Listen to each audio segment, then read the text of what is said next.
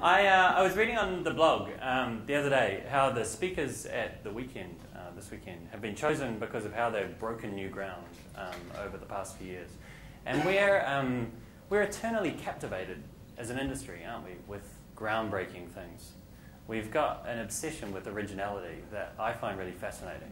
And so I want to tell you about the journey that fascination took me on. It started at a cocktail party about 3 or 4 years ago.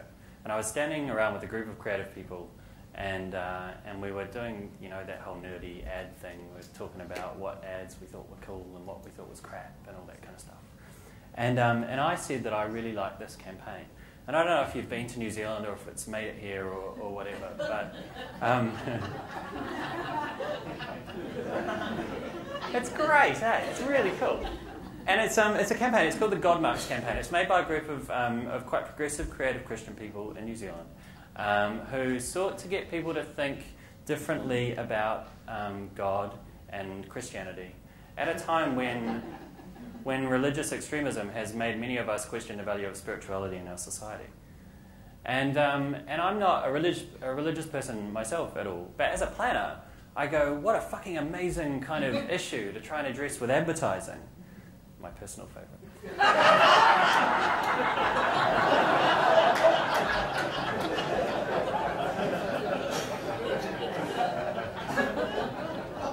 What an amazing issue to try and address with advertising, and what an interesting way of going about it. And so I said this to this group of art directors and copywriters that I was standing around with. And, they looked back at me in horror. They said, James, silly planner, you can't like that. That's just a copy of a campaign that was already done in America. And they were right. This is another one from Florida 2 years earlier. And it's the same idea, right, in the same art direction. It's all exactly the same. And so, those creative people that I was with said to me, well, in light of its unoriginality, the New Zealand campaign is completely meritless. And, what a harsh judgment to make on this campaign that I'd found so funny and thought-provoking and interesting. But it's true, isn't it? We're very black and white about originality. Original things are good and unoriginal things are bad. And I think it's kind of like this relieving patch of black and white in an industry that's otherwise made up predominantly of kind of subjective grey area. So we cling fondly to it.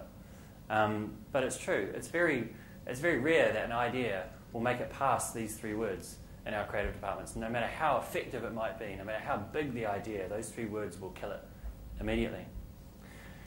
So this question of why we consider originality so important really kind of interested me and kind of plagued me. And I realized at the time that if a client had come to me and said, hey James, how come you're so insistent about only selling us original things? Why can't we do something which another marketer has done and shown to be successful previously? Why wouldn't we just do that? Why is originality so important?